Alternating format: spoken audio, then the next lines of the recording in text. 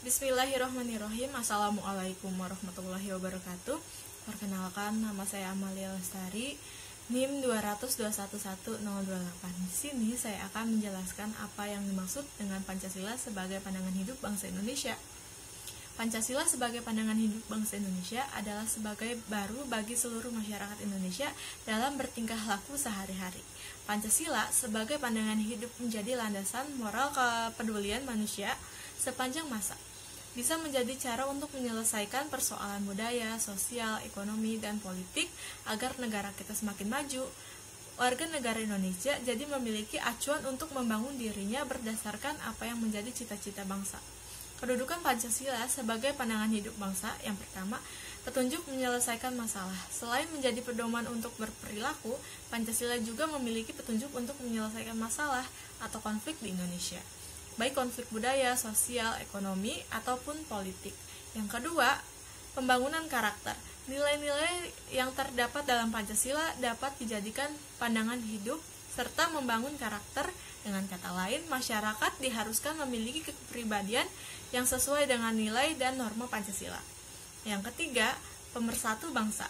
Pancasila memiliki kedudukan sebagai alat pemersatu bangsa. Kehadiran Pancasila telah menyatukan keberagaman masyarakat Indonesia yang terdiri dari beragam ras, suku, dan budaya.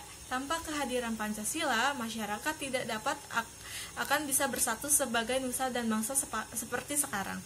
Pancasila sebagai pandangan hidup bisa mempersatukan masyarakat yang menjadi latar belakang yang berbeda-beda. Pancasila pada hakikatnya adalah nilai-nilai adat istiadat, nilai kebudayaan, dan nilai religi yang terdapat dalam pandangan hidup masyarakat Indonesia. Karena berasal dari pandangan hidup masyarakat, Pancasila merupakan kepribadian bangsa dan sumber hukum negara. Sangat penting bagi masyarakat Indonesia sendiri, karena Pancasila dijadikan petunjuk atau petunjuk terbaru hidup bangsa Indonesia bagi masyarakat Indonesia dalam segala kegiatan manusia. Manusia dalam makhluk ciptaan Tuhan, dalam perjuangan untuk mencapai kehidupan yang sempurna membutuhkan nilai-nilai luhur yang dijunjung sebagai suatu pandangan hidup. Yang kedua, peran mahasiswa di dalam pembangunan bangsa Indonesia. Yang pertama, sebagai penjaga nilai-nilai luhur seperti kejujuran, empati, gotong royong, serta keadilan yang harus dijaga. Sebagai penjaga nilai, mahasiswa tentu harus menyadari bahwa nilai-nilai luhur harus selalu ditegakkan, dan ada yang berani menggoyangkan nilai tersebut, maka mahasiswa akan menjadi garda terdepan untuk melindunginya. Yang kedua, mahasiswa sebagai aerosol dituntut menjadi kepribadian yang baik, akhlak yang terpuji sebagai generasi muda yang akan melanjutkan kepemimpinan Indonesia di tahun-tahun mendatang. Mahasiswa sebagai agent of change ini barangkali yang paling sering disuarakan mahasiswa saat melakukan perubahan-perubahan terkait kebijakan pemerintah melalui serangkaian aksi yang dilakukan.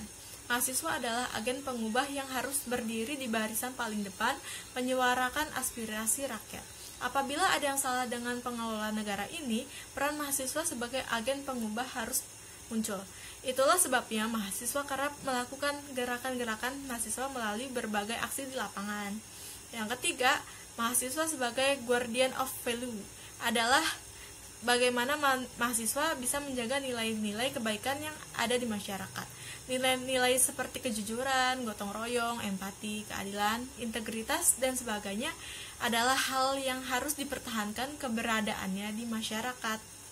Yang keempat, mahasiswa sebagai kalangan intelektual harus mencerminkan nilai-nilai karakter terbaik sesuai dengan tingkatan intelektualnya.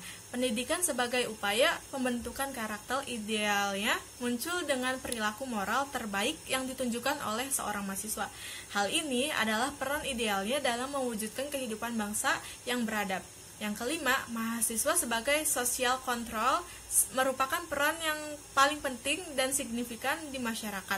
Sebab ini adalah bagian dari peran mahasiswa untuk melakukan kontrol kepada hal-hal yang bertentangan dengan nilai keadilan di masyarakat. Upaya kontrol yang dilakukan mahasiswa tetap harus didasarkan pada nilai-nilai idealisme yang ada. Tidak tergadai dengan iming-iming uang atau kepentingan politik yang dipengaruhinya. dari saya, fungsi cara mahasiswa agar bisa mewujudkan peran di masyarakat. Yang pertama, mahasiswa memilih gerakan yang sesuai dengan visi dan misi tujuannya. Gerakan intelektual adalah cara mahasiswa untuk bergerak, misalnya kegiatan ilmiah, diskusi terbuka, aksi yang taat hukum, audiensi, dan sebagainya. Yang kedua, mahasiswa aktif terlibat di organisasi dan gerakan mahasiswa tanpa mengabaikan urusan kuliah.